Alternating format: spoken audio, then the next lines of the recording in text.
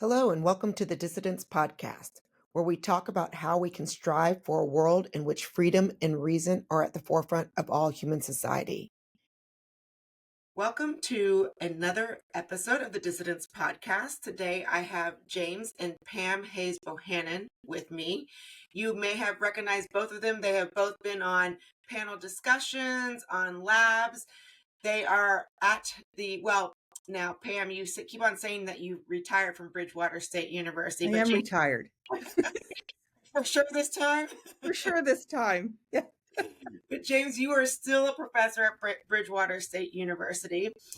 And the reason so I talk to at least Pam frequently because Pam, you've been an advisor and a great friend of ILB. But where this started, where this idea of this podcast got started was I was talking about ethnic studies and in not the best light. And Pam, you corrected me because you actually have taught you and James have taught ethnic studies before. And the very quick kind of synopsis that you gave me was it was such a positive experience for you. And so really that's what I want to hear. I've talked so much about ethnic studies, and I honestly think we'll probably end in the same place, I think. But tell me a little bit, both James and Pam, how you taught ethnic studies back in, was it New Mexico? No, well, we've taught it here at the university. We've both taught it here at the university, but we've also both been substitute teachers in Tucson, Arizona.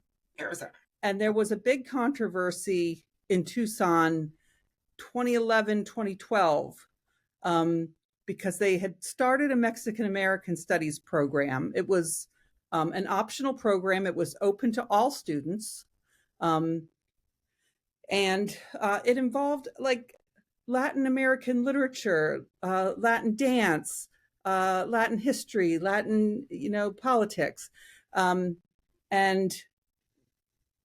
the reason it was started was because there was an achievement gap between the Latino students and the white students. And in fact, what they discovered was that Latino students who enrolled in the Mexican American Studies program, and again, it encompassed all kinds of different classes, actually graduated at a much higher rate than those who didn't, and they did much better on standardized tests than those who didn't. And they were more likely to go on to university right down the street where we had attended. Right. They were more likely to go to school anywhere, but especially right down the street. So anyway, some local state legislators and other politicians got it in their head that this program was designed to overthrow the U.S. government. And I'm not exaggerating. I'm not exaggerating at all, that was one of the things they said. And so they set out to shut it down. Let me just mention that the events Pam's talking about, very important events, happened about a dozen years after we had left Tucson. Oh, right. So we weren't there when this happened. That right. Community, that context, we had lived there kind of as these kinds of programs were emerging. The controversy about them happened after we were living here in Massachusetts, but we felt we really understood deeply and we cared. We were just astonished at what went wrong there, just because we knew that context so well. We had spent 4 years living in Tucson, and the last half of that time teaching all grade levels in that community. So for clarity, so you said about 2011, 2012 is when you were teaching this, and the controversy. No, so sorry. So 2011, 2012 is when the controversy in Tucson happened with them wanting to shut down the program, and they did succeed in shutting down the program. We were not there at that time. Okay. We were there in the early 90s. We were teaching at Bridgewater at the time that this became national news, that they were shutting down this program. And so, we did some education here to our students about what was happening, because we have a big education program at Bridgewater. Mm-hmm. So we did some educational programming. What I became most concerned about was that a number of books, at least a dozen books, were removed from the curriculum because of this. And again, I am not exaggerating. They claimed that the program was designed to teach students to overthrow the government, and some of the books that were removed, like The House on Mango Street was one of them. And if you're not familiar with that, that's a young adult book about a Hispanic family in Chicago. It's a novel told in vignettes, and it's got themes that any person who's ever been a teenager could understand. Your family embarrasses you, that kind of stuff, and it was stunning to me, of course. And Jen and James both know that I just don't abide by book banning, So right. They removed all these books from the curriculum, boxed them up. They walked into the classrooms and boxed them up in front of the students. And they did succeed in shutting down the program. And if I'm remembering correctly, it was eventually reinstated. The books were reinstated probably like 5 years later. And I think then the program got reinstated shortly after that. But, that's the context that we're coming from. But we have also both taught Latin American studies classes at the college level. And that's different, of course, than how things are taught in high school. Great. We have a lot more academic freedom than maybe a high school teacher does. But anyway, that's where we're coming from. And I think I would add one thing about the program that was, I think that when things reversed later, it was because there were elections, and some of the school board people and other higher levels of government that had run on this were unelected later, especially at the local level. I think at the state level, those people probably stayed in office, but the local school board that had instigated all of this and then later got state support, that school board eventually was, at least some of its more radical members were voted out. And of course, and that's been a while now, so we haven't checked on Tucson lately, but that really resonated, that really struck a chord with us, because these teachers, even though it was a high school, and so it's different from the university, one thing that was like a university is that these teachers really drove the curriculum. Mm-hmm. This was a very organic program. Nobody dumped this on the Tucson schools. This was emerging from the teachers and what they felt their students needed. And then, like Pam said, what they were able to demonstrate was working by any of the educational metrics that typically get used. It was working. So for me, this really came at the same time I was learning a lot about apartheid South Africa here. I have a lot of South African friends and colleagues, and have been digging into that a bit. And I saw so many parallels in what the folks in Tucson seem to be trying to do with an overwhelmingly Hispanic, or at least a largely Hispanic population in the schools. People feeling threatened by that, in wanting to push back and impose a curriculum that was what they considered more normal or standard, and it was just absent the experience of the students themselves. I want to go back to something like nitty gritty, because I'm very interested, like you, Pam, in book banning. The House on Mango Street. Do you remember, like, what specific? I mean, I understand, some of the arguments for certain books, where they use the N word, or what was it? Just that it was highlighting Latin American families, or as far as I could tell, yes. I mean, there was some other just kind of novels that were included. Bless Me Ultima was one, and it was just, I think that they were just part of the curriculum and of the Mexican American Studies curriculum. So they just took out everything that was part of the curriculum. It did also include some textbooks like Paulo Freire's Pedagogy of the Oppressed. Okay. And like there was something like, I think it was called Columbus rediscovered or something like that, that kind of turned on its head the whole mythology, that at least James and I were taught in school about Columbus.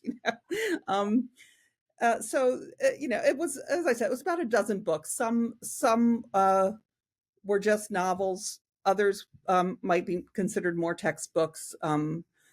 But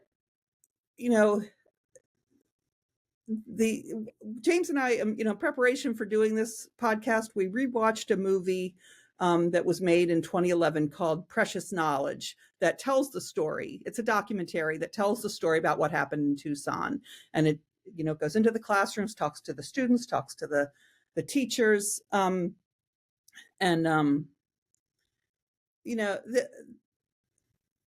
one of the things like that the school board and some of the other politicians were objecting to was just the fact that they had used Freire's book, Pedagogy of the Oppressed. And, one of them said, well, I can see in the citations that he cites Marx. And, that's true. Whoever was saying this on camera didn't actually read the book. So and that's a pretty typical a way that book banners work. They don't actually read the book. Also, the citation only tells us that they cited the person, which means that they critiqued it somewhere, somehow. Maybe they agreed, maybe they didn't. The citation itself is not meaningful. So they went after, so they're making several leaps from Freire's reference list, skipping over Freire himself, skipping over how the teachers actually used it, to just say, well, the teachers, anything bad that was ever done in the name of Marx is part and parcel of this, without really doing the work of figuring out what did they really, why are they looking at Freire? What are they using? What is the pedagogy that they're using? Why does it? And Freire is really just talking about empowering people through teaching them from the point of view of their own cultural. I, in fact, have read Freire and have studied it. So even if there are parts of Freire who might find objectionable, may or may not, they weren't even looking at that. They were just they were making several leaps of logic. Okay, before our little fun technological snafu, we're back again. Pam, you were talking about Paulo Freire, and that Paulo Freire is one of the most controversial books. I have some ideas I think that go along with yours, but that's one I'd love to hear more. You said that you've read it. To be very honest, I've read pieces of it. I have not read it cover to cover. I have read pieces of it. Tell me more about where, both you and James, where you find that this controversy is overblown, and where maybe there is some element of truth to it. If any.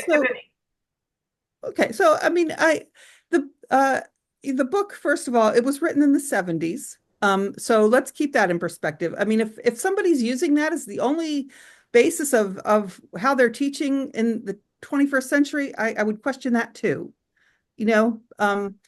But it's I have read it twice, and I found it to be I found the message to be empowering, and a way it's teaching people to empower students. And that's, if you watch the movie that I just mentioned, Precious Knowledge, it's very obvious that that's what the teachers are doing. They're empowering the students to think for themselves. They're doing critical thinking, stuff that we teach at the college level. Mm-hmm. And I would add, I've not read it as extensively as Pam has, but I was a couple of years ago, we attended a lecture by a linguist who had worked with Freire. Turns out to be the brother of one of our colleagues here on campus. He'd actually done a lot of work with Freire, and this was a linguist whose work parallels, I think, very well with what the folks in Tucson were doing, and with what a lot of people in ethnic studies are doing, which is to what the mother tongue movement, like to validate the use of one's mother tongue, which isn't to say don't learn other tongues. Some folks, living in a country that is like increasingly monolingual and like proudly monolingual, I think people tend to think if they're in a donut shop and somebody's speaking a language they don't understand, they assume A, that person doesn't speak English, B, they don't speak English because they're lazy, C, they're probably talking about me. And we get we get hostility toward multilingualism, which is seen as an asset in the rest of the world. So just validating the fact that the child's use of multiple languages is I just said validating the validity of it, but you know what I mean? This is a good thing. And I think that's maybe part of what people are reacting to, their own sort of lack of confidence around that issue. I don't know. When I travel I go out to a lot of schools, that image, that reverse map behind me is from a globe that we would take to schools. We've had over 100,000 kids go into that globe with us throughout Eastern Massachusetts and a few other places. And with all kinds of kids and all kinds of communities here, but quite often because of where we are, we would have kids from Cape Verde be part of our program. The Cape Verde Islands in the North Atlantic is a big part of our community here. And whenever I meet kids from Cape Verde, and this other linguist I'm talking to you about is Cape Verdean, I'd say, when we meet kids from Cape Verde, I say, how many languages do you speak? And the kid would start doing this. At least 3, because I'm speaking to them in English. They grew up speaking Cape Verdean Creole, and if they went to school in Cape Verde, they were speaking Portuguese. But most of them then start doing this because they maybe were living in the Canary Islands on the way here, or they speak French, they speak Spanish, and they speak 4 or 5 languages. And the classroom teacher sometimes already understood this, but at least half the time, the classroom teacher was not aware of this. They thought this is a student who is maybe struggling to get his second language, or her second language. And like, no, she's going to be fine. She's working on her 3rd or 4th language now. Sometimes her 6th language is I had a kid get to the second-hand ones, but that whole idea of valuing them, I do this on purpose to help nudge the classroom teacher who may be already on board, but if they're not, nudge them and like, this is a valuable thing that the kids are bringing this to the classroom. And I think that's the upside of what some people disparage, maybe. I think what Pam mentioned, this film Precious Knowledge, and I think maybe one thing that's going on here is, like I said, that whole program in Tucson was organic within that school district, and they focused on a particular high school there. But at the end of the film, we see that it was so successful that a lot of other schools were inspired to try the same thing.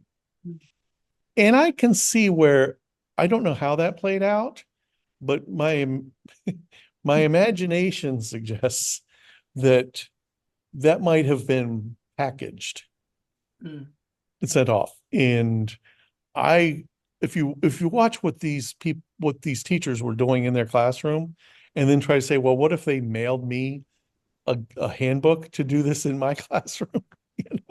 That would not work. So as a set of things that they were doing because they thought they needed to, 110% they were right. If that was taken and like dumped on some teachers who weren't ready for it, I could see that going sideways. Maybe that's where the objections come from. I don't know. Well, I'll tell you the objections that I know of, and please push back, ask questions of me too.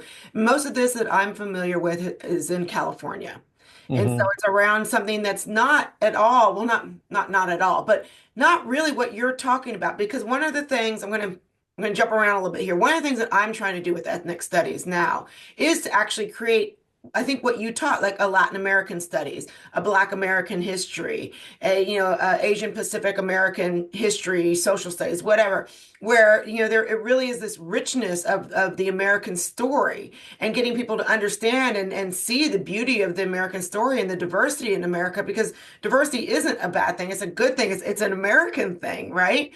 But where we feel that ethnic studies has gone wrong is particularly in this brand of ethnic studies that we call liberated ethnic studies. It's a California,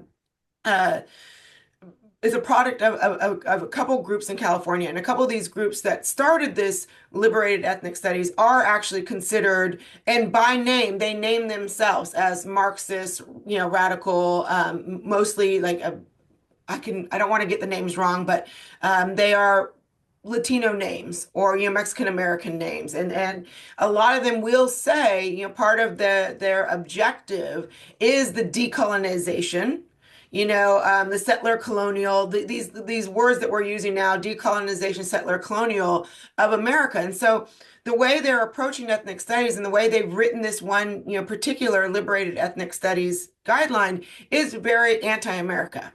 It's not pro Latino culture. It's not pro Black American culture. It's what's common amongst all of it is it's very anti-American, right? And so, look, there is no problem with criticizing America. I think that's one of the most beautiful things about what, that's what we need to uphold in our country.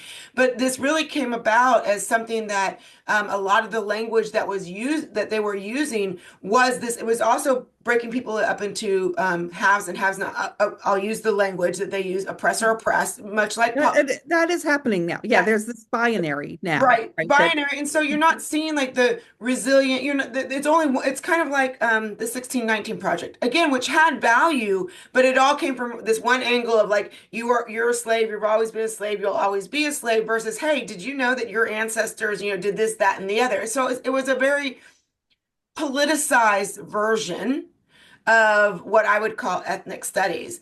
And one of the things that we're trying to do is, it sounds to me, what minus using Paulo Freire, I will say, we're not the biggest fans just because of the kind of the oppressor oppressed, binary there, but is to create these more history-based courses that are a semester-long course, not trying to stuff Latino studies into like 1 week in an ethnic studies program, and call it a day. And that's what we're seeing. And I think that's where the pushback for me in ethnic studies is really around that particular version of ethnic studies, and not ethnic studies in the way it sounds like you taught it. Right. So again, we're coming from different places because, James and I teach at the college level, and we have a Latin American studies program on our campus. We have an Asian studies program. We have an Indigenous studies program. We have an African American studies program, and they're minor programs. They are things that students can opt to take or not, but they're very rich. If a student opts into the minor, there's a huge list of courses that they can choose from, right? So a minor might be 6 classes typically, and there's maybe 30 that they can choose from. And it might include Latin dance or, language classes, or history or politics or, or geography. James teaches geography of Latin America. So there's a lot of, different things, and, there's a richness, right? And also, at least for now, still at the university, we still have academic freedom. So, the beauty of it would be that they would get different perspectives, right? I mean, I've had Marxist professors, but I didn't become a Marxist. I read Freire and I didn't become a Marxist, but I'm more educated. I'm better educated about what Marxism is. And, that's good. That's good. It's better to know more. It's better to know. But, I've had Marxist professors teach me about Latin American politics. I learned a lot. I didn't become a Marxist.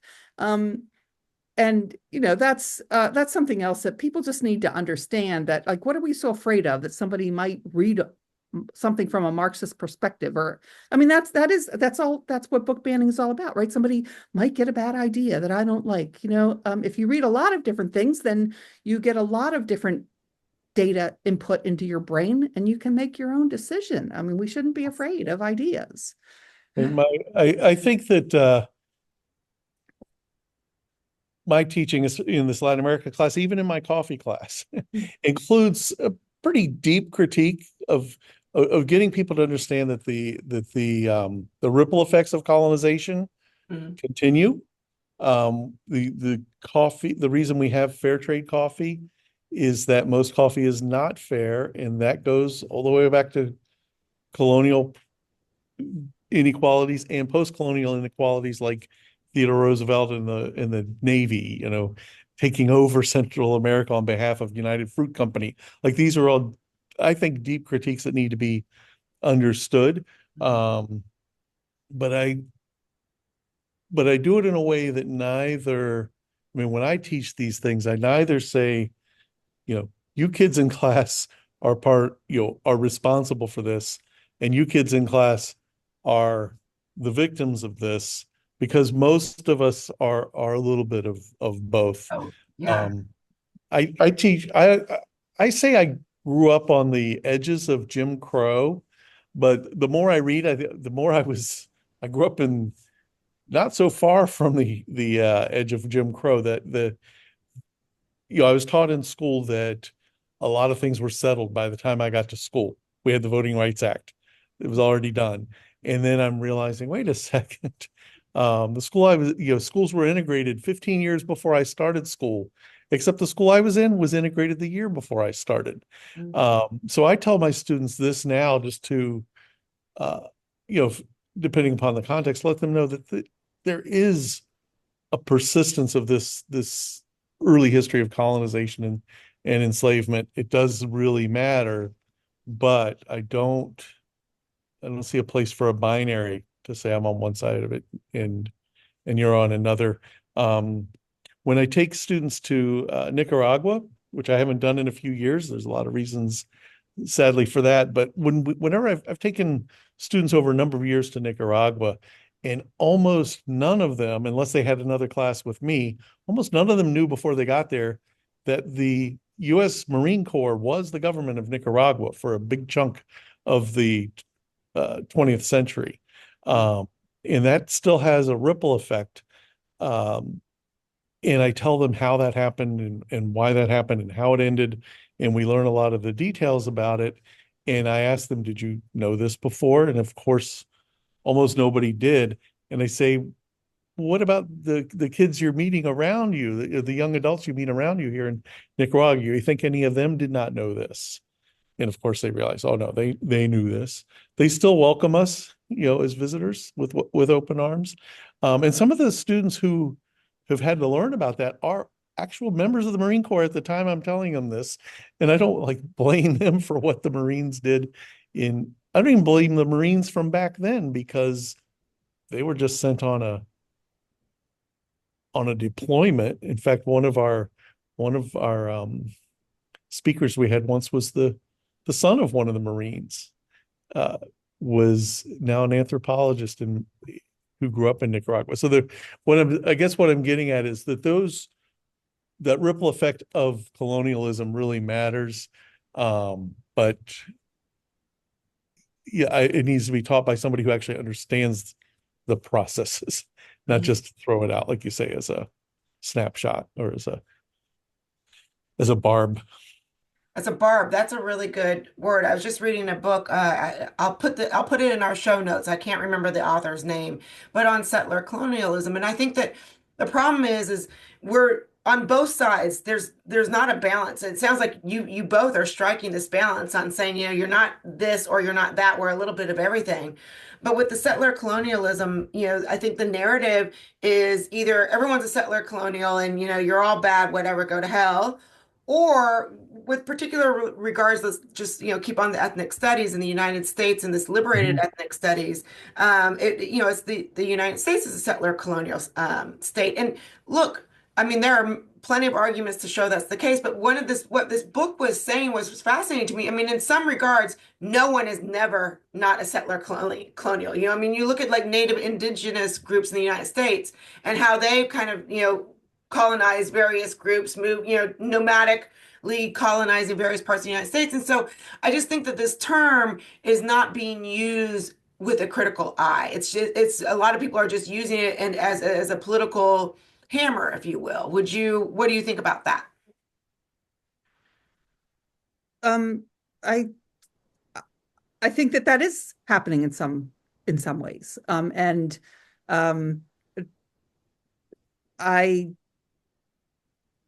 It's a difficult situation that you're talking about, because I know, curriculums in public schools don't come from necessarily the teachers who are teaching them. They're just told this is the curriculum and you have to teach it. And I don't know what the answer is there.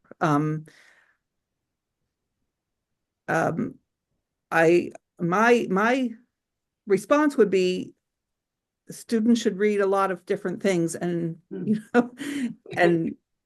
get all the perspectives. That's my response.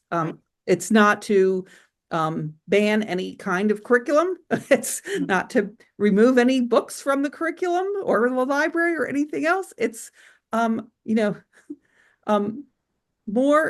books is better. More information is better. I unfortunately don't have any pull with the California Board of Education. So I think even in my own experience doing outreach to, or both in teaching future teachers, which I have less and less access to that. The way education, the education of educators is going in Massachusetts is, at least in the state universities, it's moving more toward the College of Education and less from the rest of the university, so that I have less access to future teachers than I did even 10 years ago. And that's just I don't understand why the folks in the College of Education want to be responsible not only for pedagogy, but also content, technique, but also the math, the geography, the history. They're taking more of that on to themselves, less in the hands of the real subject area experts.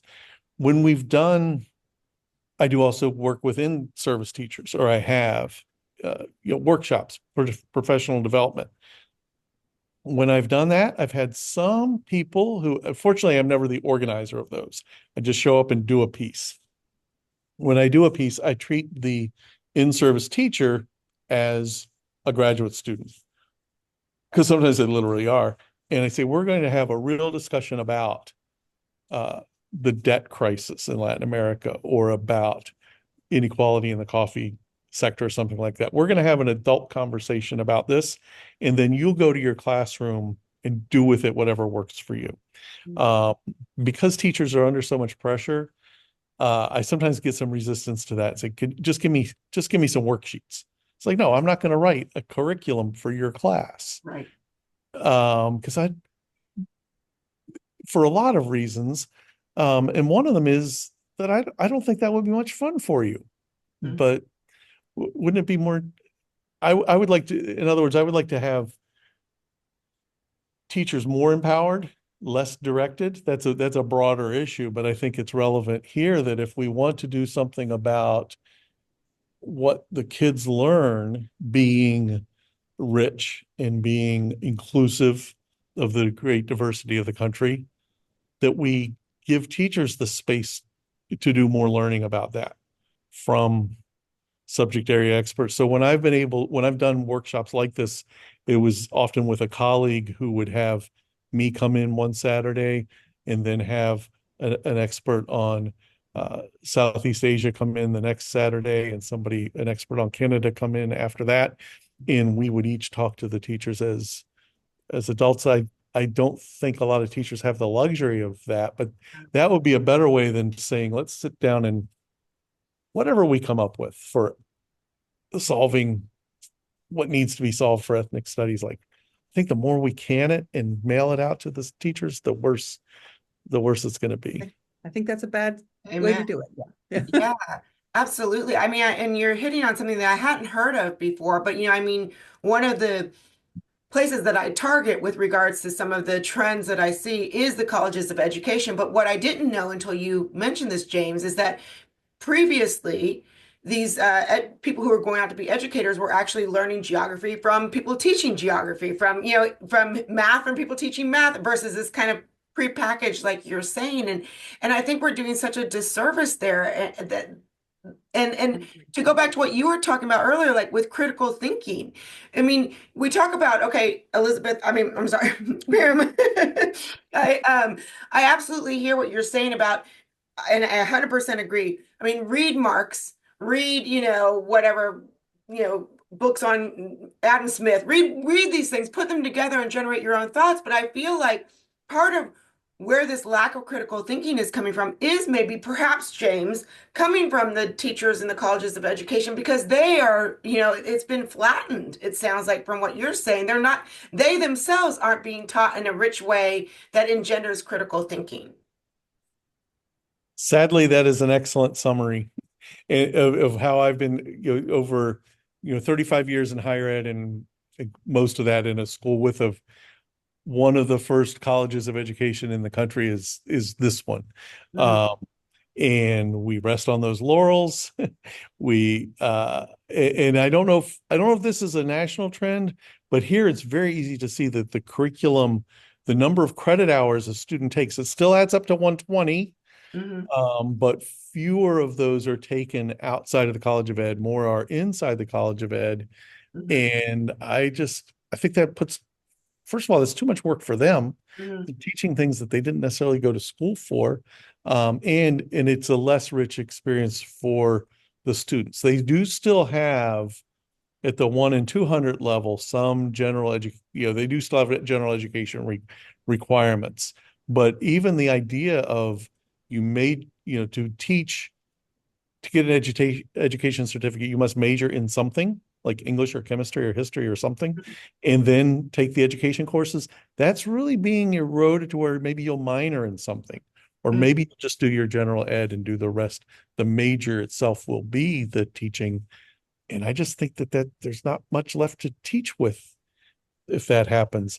Years ago, a friend of mine, a colleague here in geology, said if he were in charge, this is really audacious, but I wish he were in charge. He said, for somebody to be a teacher, they should get a master's degree in something and then take education classes. Mhm. Get a Mhm. master's degree in whatever.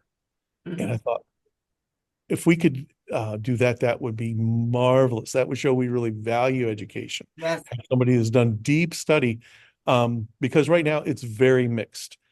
We have some great, I know hundreds, maybe thousands of in-service teachers, and some of them are great thinkers.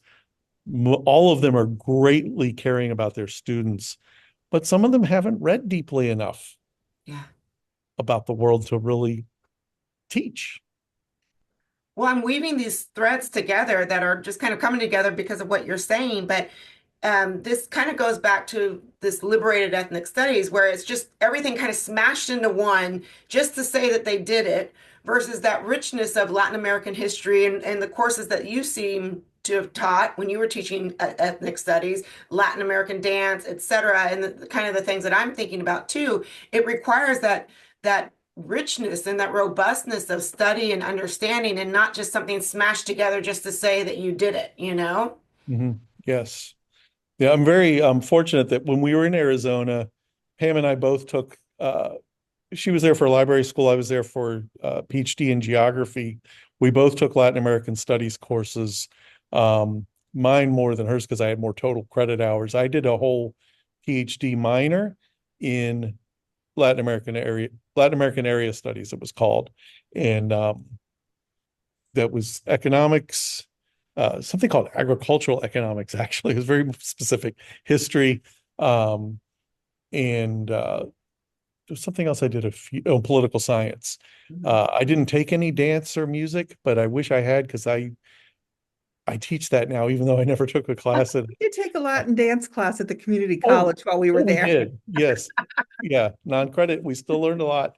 We And then just during my dissertation, I learned a somewhat samba just because the people I was with could. They insisted I learn, but that richness came, we were lucky, but we took time, we took years Right.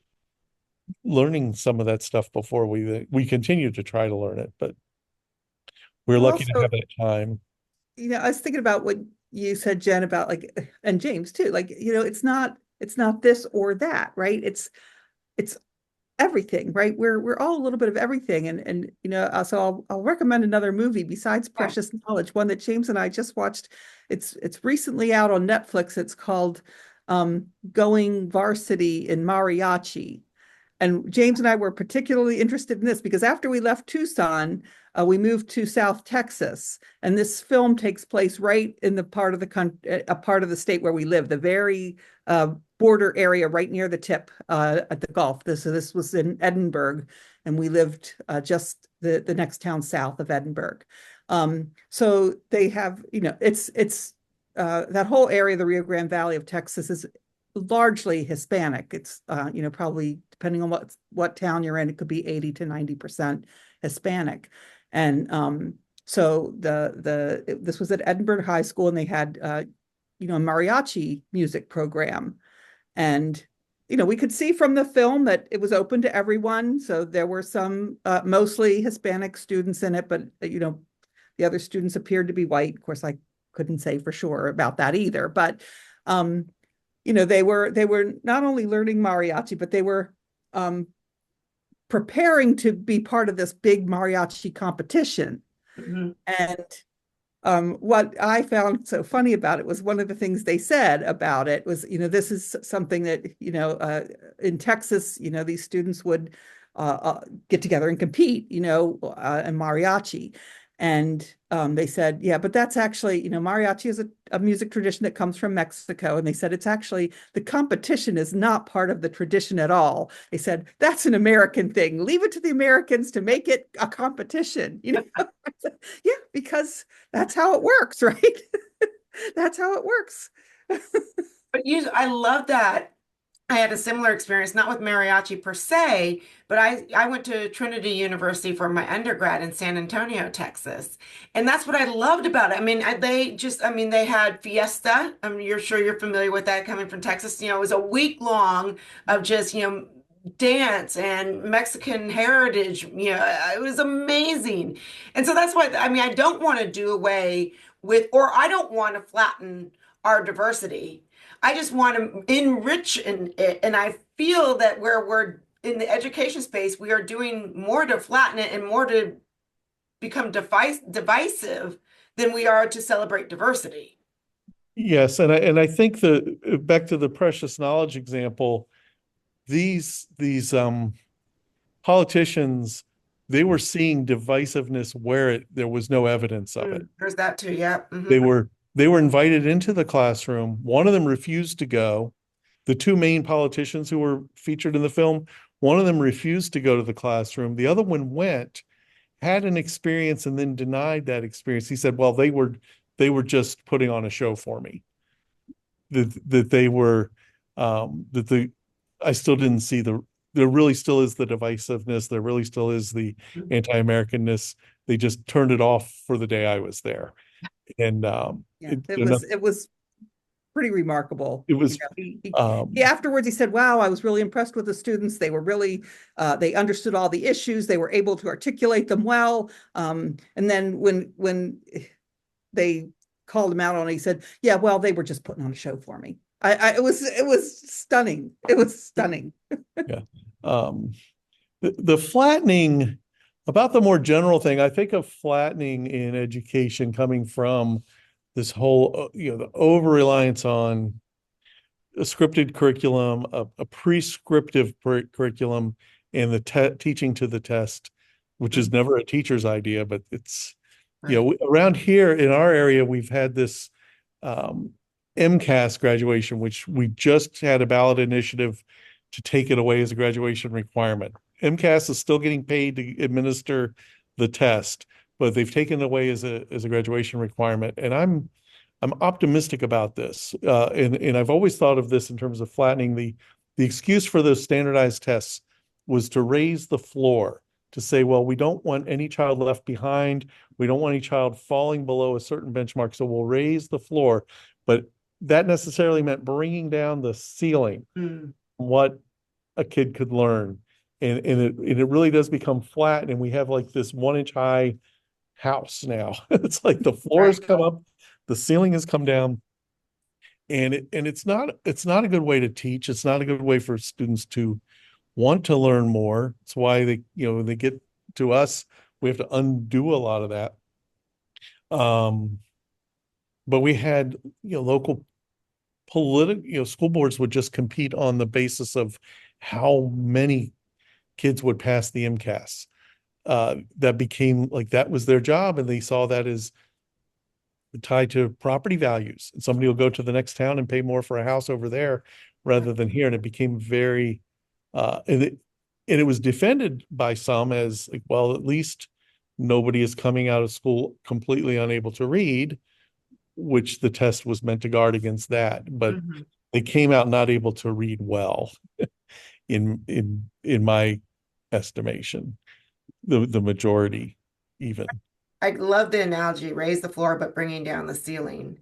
I think and you also brought up, James, another point that I think would be another very positive possibility in how we address education is people get a master's, and then they have got on top of that some of the education. There are some education courses that I think need to be kind of probably standard across the board, but I'll tell you, I used to teach Chinese politics at Trinity University. So even though I had those credentials to do that, I couldn't even teach in a high school level history class. Right. Yes. Right. I can teach Chinese politics to Don't even get me started. Yeah. We have been down that road so many times, like when we were in Texas, just trying to get a job that they were going to open up social studies to. They said they were desperate, but when I came to them, they said, but have you had this class? And I said, no, but I've taught it. Right. Like I haven't taken it, but I've taught it. They know that doesn't count. So, I mean, my experience, for my graduate degree, I went to Johns Hopkins, their School of Advanced International Studies. And it was one of the best experiences because there's very few full professors at their SICE, they call it SICE in DC campus. Almost everyone that taught me there was, they were a PhD, but I taught, microeconomics, macroeconomics from people who were actually working in the Treasury. I learned environmental economics from someone who's actually working in and doing the research for an environmental think tank. And it was like those people who were actual practitioners. I mean, they're clearly very smart. They had their requisite degrees, but every day, day in, day out, they were doing what they came into the classroom to teach me. And that was the most valuable experience that I've ever had in a learning environment. And again, this goes back to the flattening. I don't think we've seen anything quite like that. Yeah. I mean, I do think that there is a difference between what we're expected and able to do at the college level or university level versus K-12. Teaching in K-12 is a very different kind of skill and but I think it needs to be taught on top of some subject knowledge, because even if you're very good at teaching, what are you then going to teach the children? So I think a combination is needed there. And I think in higher ed, and this is starting to happen, I think even in some of the PhD programs now do include at least some pedagogy for the faculty. I don't know how well that's going, but when we see applicants now with more recent PhDs, they've had at least a little bit more careful mentoring as educators. So I think there's room for both, as at least for the K-12 teachers. There are some good exceptions, though. There are people who don't need all of that, who bring something to the K-12 classroom. So I don't. Both of you, if you were to wave your magic wand, what is the one change that you would make that would make a difference specifically with educators in K through 12 education? Well, I would give them more academic freedom to teach how they want to teach. I mean, I I do know that in many cases, they're just kind of handed a curriculum, like James said, they ask for it. And I mean, part of it is the problem that they're asked to teach things that they don't have expertise in. So maybe that's another piece of it, like, yes, get expertise and have teachers teach what they're expert in, and they're passionate about. Right. Yeah. Right. Yeah. James, would you have a different answer to your magic wand? Would you give different direction to your magic wand? No, I think that just, oh man, for that to happen, we just need more. We need to value the profession more, to entrust the folks who do it. To not Let teachers teach. Yeah, let the teachers teach. Like, I've seen some analogies, like in other fields, like if I take my car to get repaired, that mechanic, there might be on the wall a certificate. This mechanic went to vocational school to become a mechanic generally, and then maybe went and got special training on the model car I have. But what he doesn't have to do is sit down and write out how he's going to fix my car and then fix it. Same as the dentist. The dentist doesn't have to write ahead of time a plan for somebody. Well, now they do because of the insurance companies. Analogy. Our K-12 is getting treated, and even higher ed is getting treated a bit more like that, where somebody who doesn't do the job needs to be able to read your plans for the job for the day. So what I'm talking about is the fact that teachers more and more have to have a lesson plan prepared ahead of time, and maybe even literally posted on the wall, so that any administrator can come in and see, oh, this is what the students are supposed to learn today. We don't do this to people in other professions because we trust them more. Once they get trained, we might require them to get some more training every once in a while, but we don't micromanage them to this extent. And so teachers could be they would have more time to read. Like, what teacher has time to go home and read, a political science book or even the newspaper? Some teachers who do that are really, really working at it. That takes a lot, because they're so busy, like, re-justifying their existence to people who have maybe never taught or haven't taught in a very long time. You have to come in and be able to see what you're doing and say, yeah, that's good. And then we don't have the equivalent of that in, say, a mechanic's shop. Like it works or it doesn't work. I saw a really interesting statistic, and I'll try to dig it up and put it in the show notes. But the increase in K through 12 spending has been namely in administrators.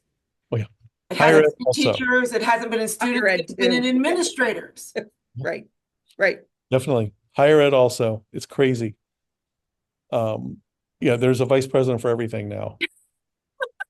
It's amazing. And those of us in the lower ranks, i.e. teachers, we have to re-justify everything we do.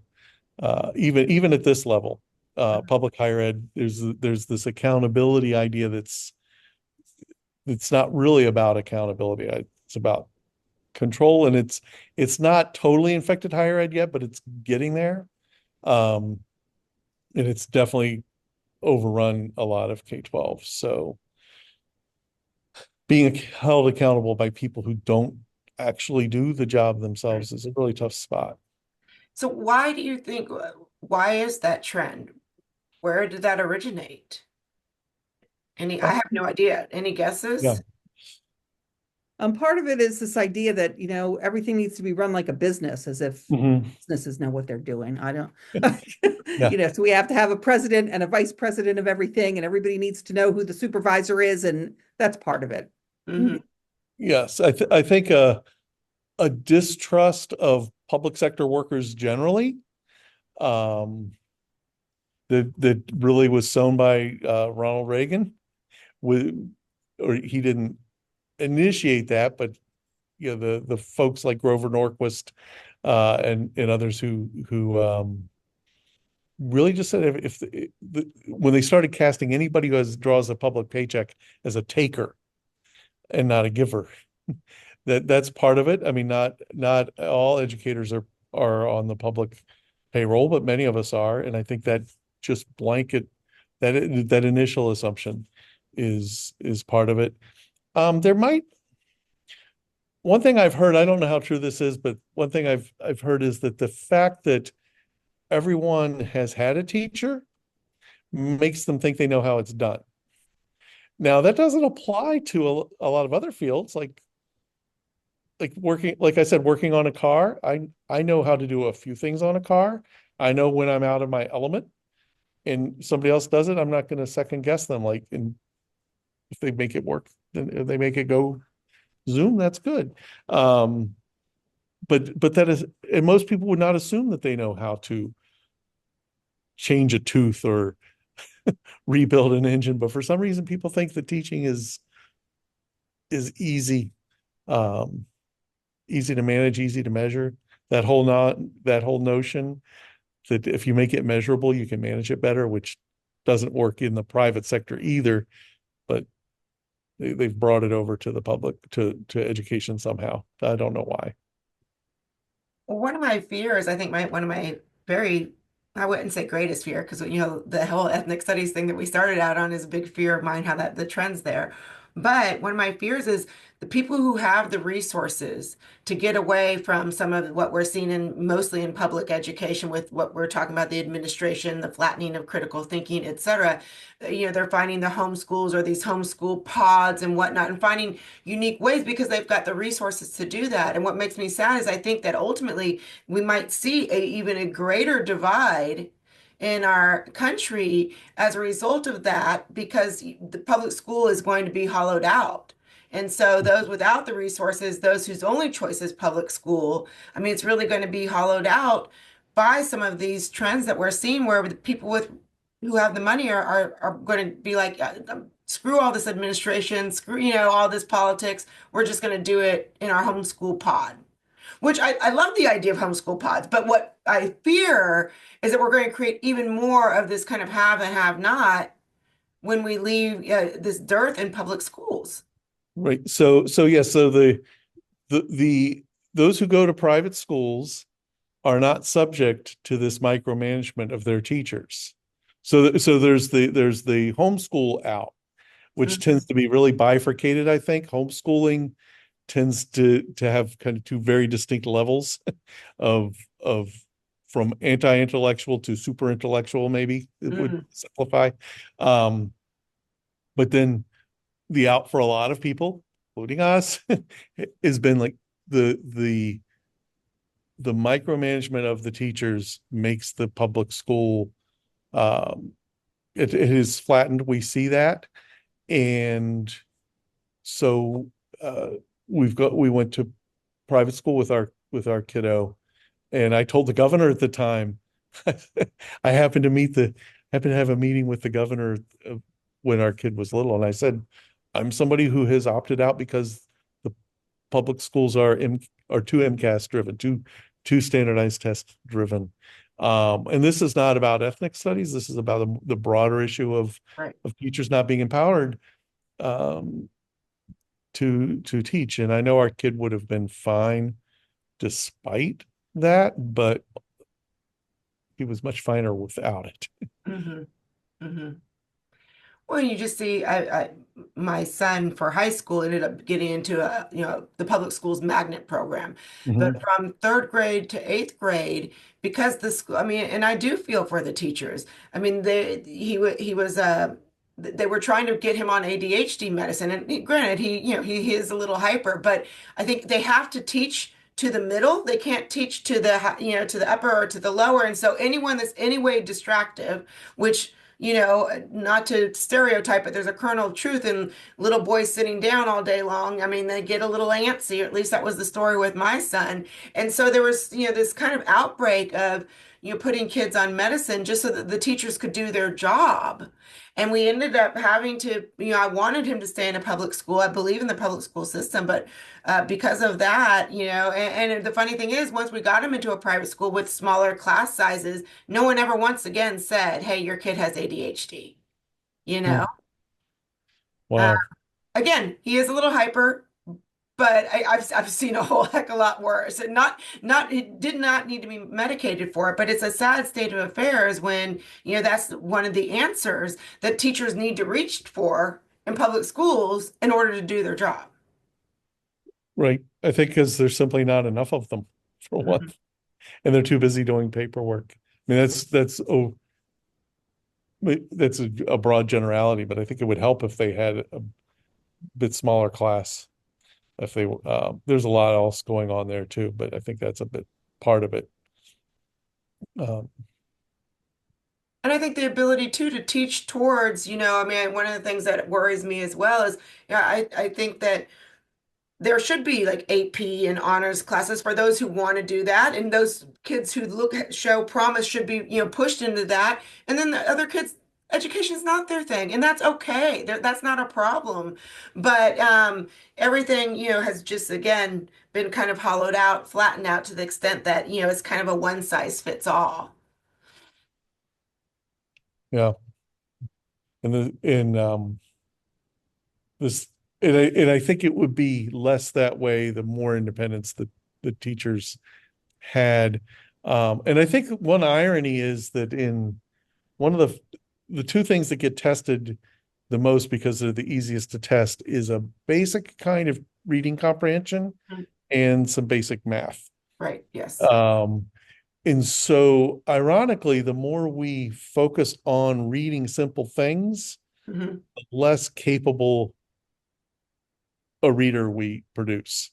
The more we just, if we could go back to to suggesting read a wide variety of things, this would not only make us more critical thinkers, but better readers.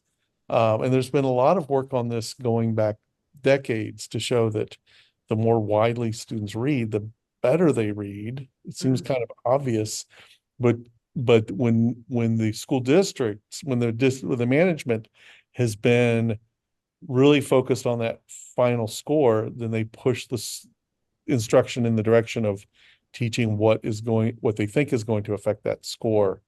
And it's a kind of a reading that isn't very helpful. Uh, and I don't want to leave it there, but that's that's part of what we're up against. And it just like read more books, read, Read sometimes more. Read more. read more, read. Is the great John Lewis said, when he was receiving the National Book Award, said, read. He was talking about his the librarian in a little town where he really struggled to be able to even get to a library as a young African American kid in the South. And he said his teacher said, read, my child, read. And we say this all the time in our house. And sometimes when I read student writing, what I say to a student is if I put a lot of red ink or the equivalent on a paper, that means it was worth, I saw something there worth saving, Mhm. worth making some recommendations on. But often I just have nothing, the reading, all I can say to this paper is, please go back 10 years and read more. Like it's the only way to improve this paper is time travel because there's not enough there. There's not enough tools. There's not the richness of vocabulary, the understanding. Like, how do I used to say, before you turn something in, please read it aloud. Read it aloud to a good writer, but if you can, but even just read it to your cat, because then you'll catch yourself when you say something that doesn't make sense. But that only works if the people have read enough.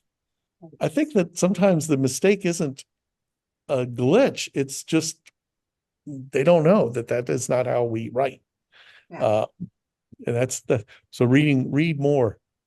That's why we're very pleased that our kid is continuing the tradition of librarianship. Congratulations Our there. family.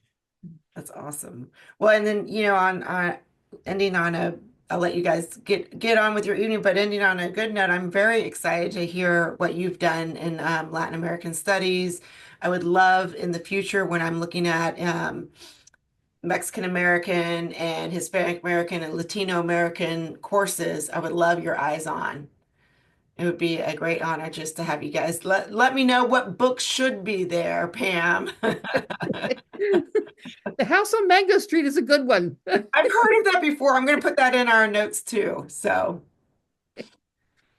thank you both so much for your time. I really appreciate you giving me a new perspective and way to think about this. Thank you. Likewise. All right. Have a good evening. Thanks. Good night. Bye.